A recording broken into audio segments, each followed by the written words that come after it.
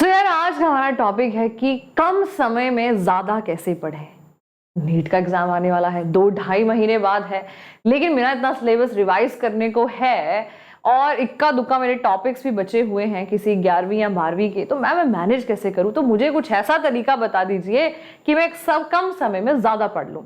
तो बेटा सबसे पहली बात यह है कि आपको अपने दिन का सबसे ज्यादा प्राइम टाइम जो है वो चूज करना है। अगर आप अर्ली राइजर हैं जहां पे सबसे कम डिस्ट्रैक्शंस होती हैं, हाँ सुबह सुबह है ना, अगर आप शहरों में रहते हैं तो गाड़ी इसकी आवाज कम आएगी, राइट। एंड घर में भी रहते हैं तब भी आसपास गांव में शोर कम होगा, तो सुबह का टाइम आपका सबसे प्राइम टाइम है।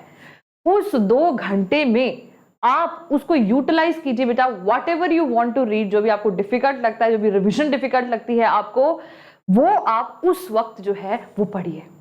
कम डिस्ट्रैक्शन। अगर आप नॉक्टर्नल हैं, रात को पढ़ते हैं, तो आप अपना समय 11 से 12 या 1 बजे का जो टाइम है उस समय ही आप पढ़ते होंगे। उस समय सबसे ज्यादा शांति, सबसे कम डिस्ट्रैक्शंस होंगी। तो उस समय को चूज कीजिए आपका जो भी आपका टफ टॉपिक है उसको उठाने के लिए। That is number 1।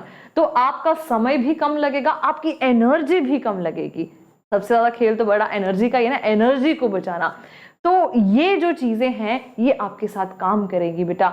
दूसरी बात मैं आपको ये भी बता देना चाहती हूँ बेटा कि हमेशा ना एक बात याद रखना है, ये जो सब लोग कुछ लोग वीडियो बनाते हैं कि आप एक दिन में ऐसा ये कर लीजिए वैसा कर लीजिए, कभी भी जो सक्सेस का कोई भी शॉर्टकट नहीं होता।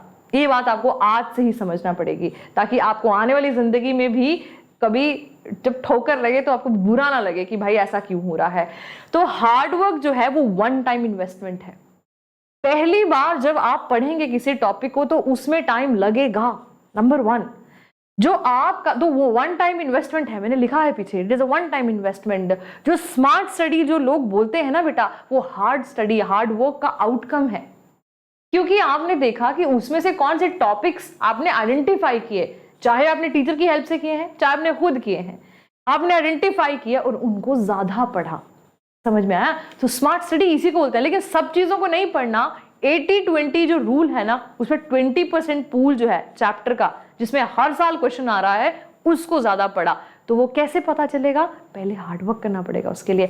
चाहे आप टीचर के साथ करिए चाहे आप खुद करिए, लेकिन 1 टाइम इन्वेस्टमेंट आपको करनी पड़ेगी। Second time it will be easier for you. ठीक है? तो स्मार्ट स्टडी आप इसको उल्टा कीजिए। अगर आपको कम समय में ज्यादा पढ़ना है तो आप उल्टा पकड़िए। एनसीईआरटी अभ्यास एक ऐसी ही सीरीज है जो मैं समरी से शुरू करती हूँ एंड पीवाईक्यू से। आप चाहें तो उससे आइडिया ले सकते हैं। अगर उसमें बैठ रहे हैं तो बहुत बढ़िया बात है। सबसे पहले आप पीवाईक्यूज उठाइए उस चैप्टर के, उस पर्टिकुलर टॉपिक के। बहुत सारी बुक्स अवेलेबल हैं, एमटीजी की उठा लीजिए, 33 इयर्स वाली बुक, टॉपिक वाइज दिया है। उठाओ, उसमें देखो कि उसमें कौन सा जो 20% जिसमें से क्वेश्चन आ रहे हैं वो कौन सा पूल है, उसको उठाओ और उनको emphasise more on the important topics. Chapter सारा पढ़ना है लेकिन उन टॉपिक्स पे ज्यादा एम्फेसाइज करना है जहां से पेपर ज्यादा पूछा जाता है। समझ आया? तो क्या समराइज करने के लिए, प्राइम टाइम, नो डिस्ट्रैक्शंस, कोई फोन नहीं, कोई कुछ नहीं। अगर ये नहीं कि आसपास आवाज नहीं तुम फोन लेके ही बैठ जाओ, है ना, बहुत बुरी लत होती है ये कि आधे घंटे बाद फोन देखना ही है। प्लीज डोंट डू दैट, ठीक है ना। And follow this. I am definitely sure that this will work for you. Okay, thank you very much. All the best to you guys. I will see you in the next video.